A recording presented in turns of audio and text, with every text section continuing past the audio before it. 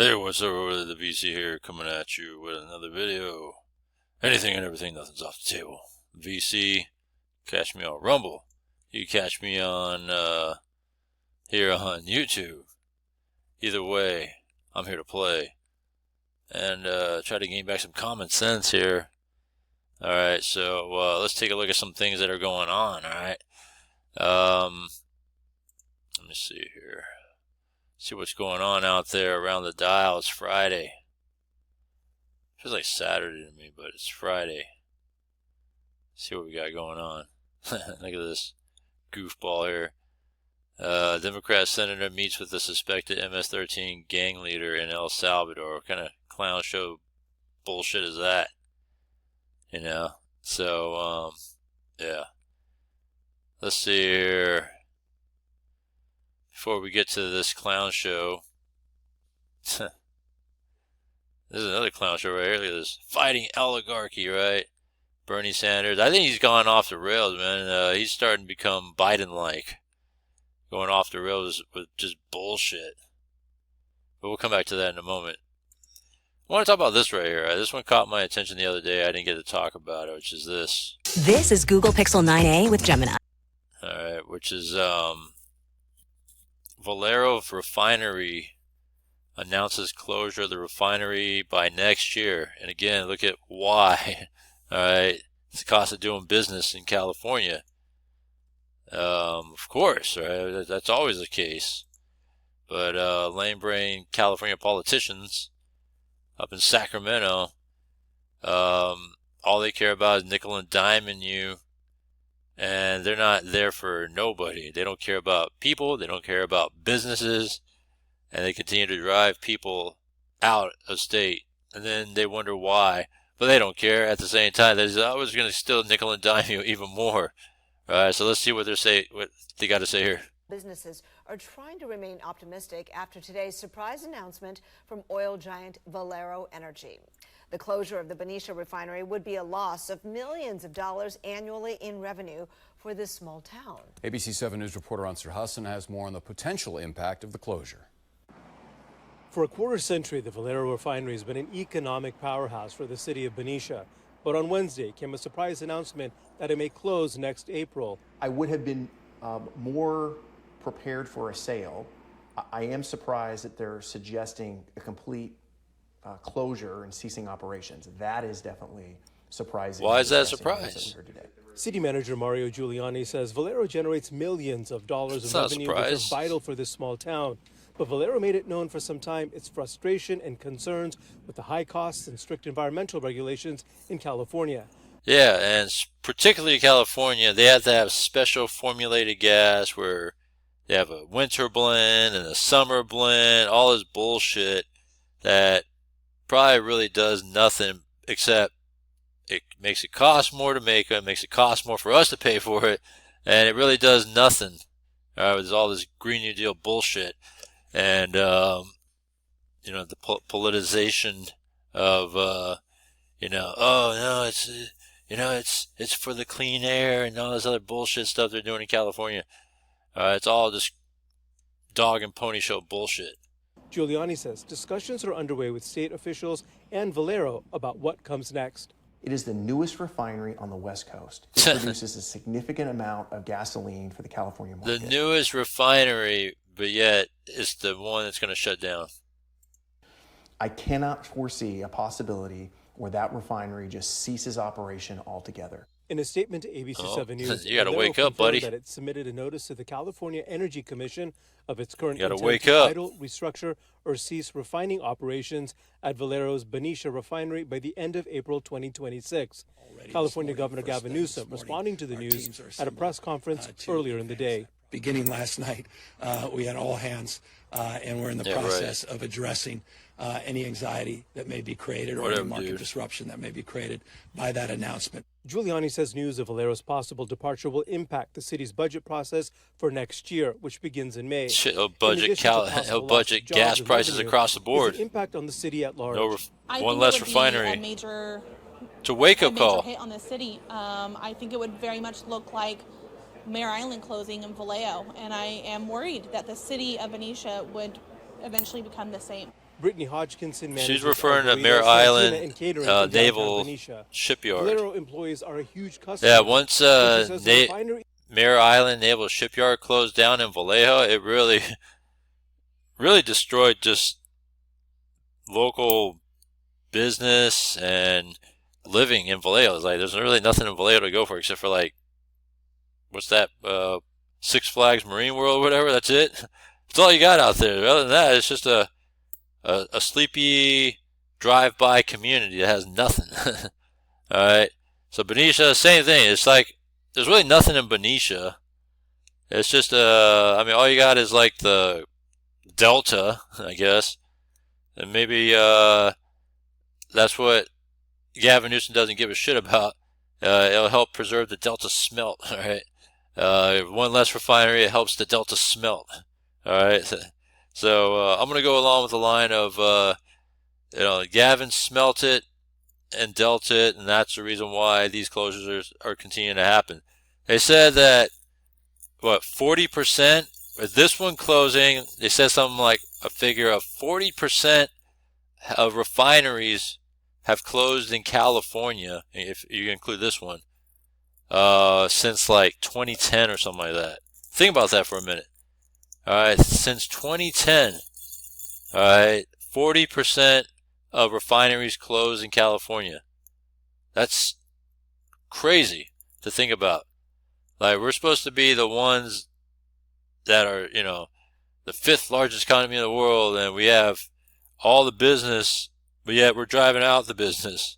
And then they want to blame Trump for the problems. You can't blame Trump for Valero closing. I mean, how do you blame Trump for this one? Right? And all the ongoing issues that California has with high cost of everything. How about get rid of the stupid special formula and maybe have some talks with what can we do to have Valero stay open for business, maybe encourage other refineries to, open back up for business in California, because they're only doing this to themselves. All right, so yeah, complete bullshit. It's crap. And hey, this is what you get, man. You guys want Newsom and all these other woke, left, progressive politicians running the state. This is what happens. All right, you get what you ask for. Smelt it, you dealt it. All right, Gavin Newsom don't care. He cares about the Delta smelt. All right, yeah. So that's what we got going on over here. All right, clown show shit. So that's what it is. Clown show. Trying to close off this one. Let me see what we got over here. All right, so here's another clown show bullshit here. This dumbass Van Halen dude. Don't get a HELOC or refinance if you want to tap into your home's equity. You can get up to $500. All right, Democratic Senator Chris Van Hollen meeting face-to-face with suspected MS-13 gang member in El Salvador. Madeline Rivera is live in Washington with the latest for us. Hey, Maddie. Good morning, guys. This Maryland Senator Chris Van Hollen says he'll give more details about that meeting when he gets back to the U.S. Van Hollen posting this photo on X saying he's spoken to Abrego Garcia's wife and given her Abrego Garcia's message of love. Fighting against MS-13 for probably longer than Donald Trump even heard about MS-13. They're trying to make this case about Kilmar all about MS-13. The judge in the case has said they've not provided substantial or any significant evidence to back up their claim. El Salvador's President Nayib Bukele is mocking the meeting, saying in part, Kilmar Abrego Garcia has miraculously risen from the death camps and torture. He also suggests he's still not looking to release Abrego Garcia, saying he gets the honor of staying in El Salvador's custody. Per the New York Post, a conservative watchdog, the American Accountability Foundation, is demanding an ethics probe into Van Hollen's El Salvador trip. The organization's president says Senator Van Hollen decided that he would use Senate funds to fly to El Salvador and advocate for an enemy of the United States. Here's President Trump talking about the case yesterday. Yeah, I hope there's sanctions on that dude. I have to refer again to the lawyers. I'll have to do what they asked me to do. I had heard that there were a lot of things about a certain gentleman, perhaps it was that gentleman, that would make that case be a case that's easily winnable on appeal. So we'll just have to see. I'm going to have to respond to the lawyers. On Thursday, an appeals court denied the Justice Department's request to block a federal judge's order to facilitate Abrego Garcia's return. The case could ultimately land back in the hands of the Supreme Court. Lawrence Ainsley and Brian. Well, thanks so much. Appreciate it. So it's unbelievable that he feels good sitting against a guy that beat his wife twice because they said the case is closed. It doesn't mean he didn't do it. Domestic violence. Number two is he was picked up wearing a Bulls shirt, hanging out with MS-13. Unless there was meet the civilian day, this is called what MS-13 does. You know, they don't have cards, but they have certain actions. That's why two separate judges said he's a member of MS-13. Also, the trafficking case we brought up, that was brought up yesterday, confounded the Tennessean that said he was moving 7 other people from Texas to Maryland, one of which they think was on a terror watch list, driving without a license on top of that. And do we even know what job he had before he was picked up? So since we did the show yesterday, DHS has now confirmed that story, that it did happen with the Tennessee State Police. Oh, there you go. I guess it brings me no joy saying this, Brian, but you were right yesterday. Me and you talked off air, and I said, do you really think they're going to stick with this after all of this information, beating his wife, the immigration They're called two Democrats. judges saying that he's a part of MS-13, and then the new information about him trafficking, and you said they would. And this is going to be the image, Ainsley, during the next campaign. Fuck out of here, man. The Democrats stand with the people that beat their wives, that are illegals, and MS-13, and the president. Donald J. Trump stands with the victims' families. I still cannot believe that they think this is a winning message. It's crazy. The majority of the people in America, they voted for Donald Trump. They all said their issue was the mainstream the media high prices under Joe Biden and then reporting a immigration. feel-good moment. That was those were the top 2 Fucking issues clowns. on the campaign trail. This guy's going down, and the House Committee on Homeland Security Chairman Green said, wasting taxpayer dollars, visiting a gang member, reported domestic abusers. If Democrats care so much about defending this individual, they can use their own personal credit cards, not taxpayer money, to virtue signal their radical base. That's what it is. It's the radical left that is for this kind of thing. And Stephen Miller talked about how Van Hollen, when one of his own constituents, when Rachel Morin was killed, when she was raped and beaten to death and murdered by an illegal alien, that Joe Biden set free. Not once did Van Hollen call his constituent, Rachel's mom, and say, I'm sorry. Couldn't be bothered to express condolences or any sympathy. Right, and if he really cared, he says, I know more about MS-13 than Donald Trump. Well, show it. Show us, because when you have somebody who's a victim of it, maybe you pick up the phone. I love what the president of El Salvador said. He said, well, miraculously, he's risen from death camps and torture, now sipping margaritas with Senator Van Hollen in the paradise of El Salvador. So now you got what you wanted. Other things interesting, he told ICE when he was picked up and ultimately put on that plane that he said he did not fear, he isn't afraid to go back to Central America. In 2019, he told the court that he expressed fear if he ever returned to El Salvador. So is he suddenly got courage, or is he trying to get asylum? And to do that, you have to express fear. Here's historian Victor Davis Hanson on what the Democrats are doing. Democrats. It's kind of a disturbing pattern. This Democratic Jacobin Party, they have all these iconic people they want to die on the altar of their freedom. And it's not just Mr. Garcia, it's Mahmoud Khalil, the pro-Hamas spokesman. He's an iconic figure. Another terrorist. It's Mr. Mangione, he's an iconic figure. Domestic Even terrorist. on social media, Carmelo Anthony, who's an alleged killer, is an iconic figure. And they let him go too. I got to talk about that guy. They fixate on these people, and you get 2 things from it all, that they have no moral bearings and they don't care about the victims. They don't care about that. And then they're in this, I don't know what you'd call it, kind of a fog or an echo chamber. They really think that people agree with them or resonate.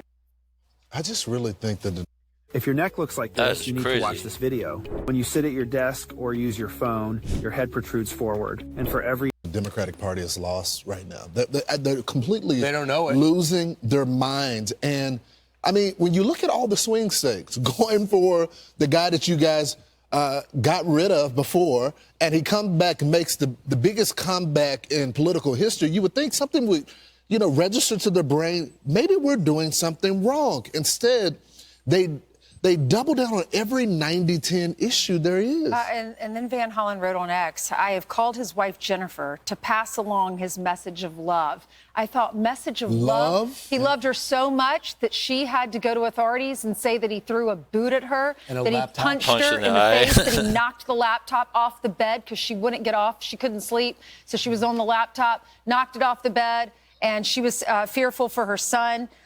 Gave her a black eye. That's the woman that she loved. Two different incidents. So the Washington Post did a poll, and they said, America in 2016, are you for deporting all illegal immigrants? Only 36% of the country. This is all illegal immigrants, let alone MS-13. 2025, the number's up to 56%. And then Howard Enton, of the CNN pollster, said only 2% of the American people regret voting for Donald Trump, which is astounding, which means almost nobody. So everyone who's saying this is terrible, he's going to pay the price, they don't get it. They're going to talk about the legal matter, everybody else, the 260 to be on that plane. And you got local district court judges and the Supreme Court saying, what are you doing today, Trump administration, to get him out? So there's going to be a legal fight to get him back. I'm sure he's going to end up, if he does, with a hero's welcome as he goes right to, I guess, to prison, right? Yeah, I mean, he's going back. So he'll go to a U.S. prison as opposed to... He's going to come, there's going to be a hero's welcome by Democrats. To only be put back in prison because of his record. And then obviously he's illegal, so he's just going to be sent back. I mean, it's all just spinning wheels, and it's just a waste of time. Look at this one right here. This is going to be interesting. The wife speaks out here. Michael Strahan, it's garbage. So last night he used him. Honestly, nothing better than... And Jennifer, we want to thank you for joining us this morning on GMA. Gonna lie.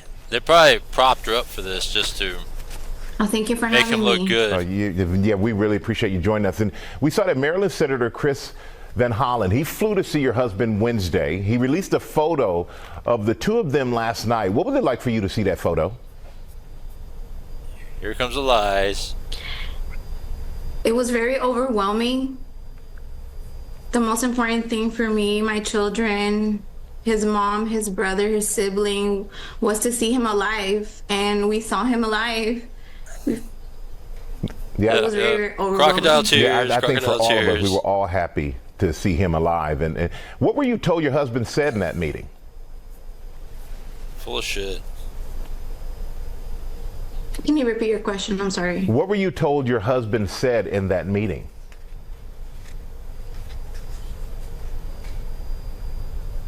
It was just a message of love. So tell me a little bit about your husband. How long have you two been together, and what has your life been like with him? We've been together over 7 years. It's been amazing. He's very a loving husband, an amazing father. Kind of lie. And we were just young parents trying to live the American dream. And we know you were living that dream until March 12th. That's when your husband was detained and sent back to El Salvador. Can you tell us what happened as you understand it? And how did you learn about his detainment? This shit? Yes, it's been 37 days since March 12th, since my husband was abducted. Get out of here, man. It's been an emotional... Yeah, I hope you guys emotional don't roller coaster, honestly. But just knowing right now that he's alive, you know, that day he was with our 5-year-old child, and we've continued. Our faith has grown, and I keep him in my prayers to bring him back home. And how did you learn that he was detained? He made a phone call to me. And what we thought was a regular traffic stop was not a regular traffic stop. And we know that the administration, they're resisting a court order to bring your husband back to the U.S. They say your husband's a member of the MS-13 gang. Is he a member of the MS-13 gang or any other gang? No, he's not. And I know this is a sensitive question, but I have to ask it. You did take out a temporary order of protection against your husband in 2021. Were you in fear of your husband? Come on. You wouldn't do it if you weren't. Come on. My husband is alive. That's all I can say. Got no answers for that. Okay. And you know, I'm not going to push on that, apparently. But how much hope no answer. Do you have that you're going to be reunited with your husband? And what keeps you and your family going? A lot of hope. And this fight still continues. For Kilmar, for all the other Kilmars out there whose voice haven't been heard yet, I won't stop fighting until he returns home, until I know that he's safe. Get out of here. And if you could get your husband a message, what would you like to tell him right now? I will tell him that I love him, and I'm going to still keep praying for him until he returns. Yeah, right. And I will continue fighting the community, GASA, the unions, Mr. Van Hollen, everyone out here will still continue fighting for him and all the other Kilmars out there. Well, Jennifer, we want to thank you for joining us this morning, and we hope everything works out well in the way you like for you and your family. Thank you so much. Thank you so much. Attention car accident victims. The insurance companies hope kind of you crap never is discover. that? Alright, she's lying. This is all just a virtue signaling dog and pony show. They propped her up for this publicity to make him look like he's just a innocent Maryland man. Still broke the law anyway. You're illegal and deported. By the way, you've been deported. You've been ordered to be deported even before this whole thing that came up this year. You have a wife beating record, domestic violence, that she didn't answer the question to. So, what else is wrong with this picture? The trafficking in Tennessee, with no license, no license to drive. So, come on. Like, really, people? Dude is rightfully where he belongs, in El Salvador. We should nip it in the bud, call it a day, and the clown senator should be we'll see him voted out in the next election, because there's no way you can support this clown. All right, and like, this is all just dog and pony show, and when you look at it, Democrats are so anti-women, you know what I mean?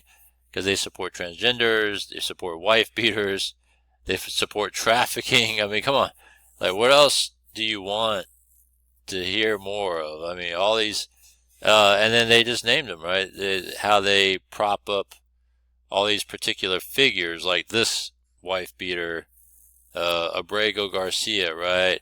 The Khalil guy was a Hamas, terrorist, right? When you look at it, a terrorist supporter. Luigi Maggione, the guy that, shot the CEO in the back of the head, execution style, with intent, because he doesn't like the United Healthcare system, whatever. Domestic terror, right? And all this is from Democrats supporting that shit. And then you have places like California where they shut down refineries and businesses and all that because they keep nickel and diming us, and all these different environmental causes and fees and Green New Deal bullshit and reasonings why you got to pull the permit for this, pull the permit for that, and still want to raise the cost of living anyways. They say, oh, we're still going to nickel and dime anyways because, everything they do is overspend and make you pay for what? Just to continue their dumbass spending. And do you see what's going on here? Like, do you see what's happening with all that? Why Democrats are no good, and yet you guys still support them? I mean, we really dodged a bullet with Kamala, right? Being out, not being in office anymore. I mean, even with Biden, right? Being out, we dodged a bullet with all that shit. And imagine if this was a Kamala presidency right now. None of this would be happening. This wouldn't even be a story anyways, because he wouldn't have been deported. Borders would be wide open. We'll have millions more people coming in right now. The sanctuary cities flooded up and drained the swamp. I mean, it's just crazy. But yeah, so that's the latest here. Yeah, this is crazy. Alright. All just propaganda and bullshit, virtue signaling. That's all it is. And, clown show. Anyhow, that's just the latest on everything. Just wanted to fill you guys in on the cost of doing business in California. They said, you know what, we're going to close up and get out of here. And then you got this clown over here visiting a MS-13 gang member in El Salvador on you. Alright. Go ahead, continue to support the clowns, alright? Comment down below, let me know what you think. Other than that, I'm on Rumble, YouTube, all that good stuff. Thank you for your support. I'll see you next one.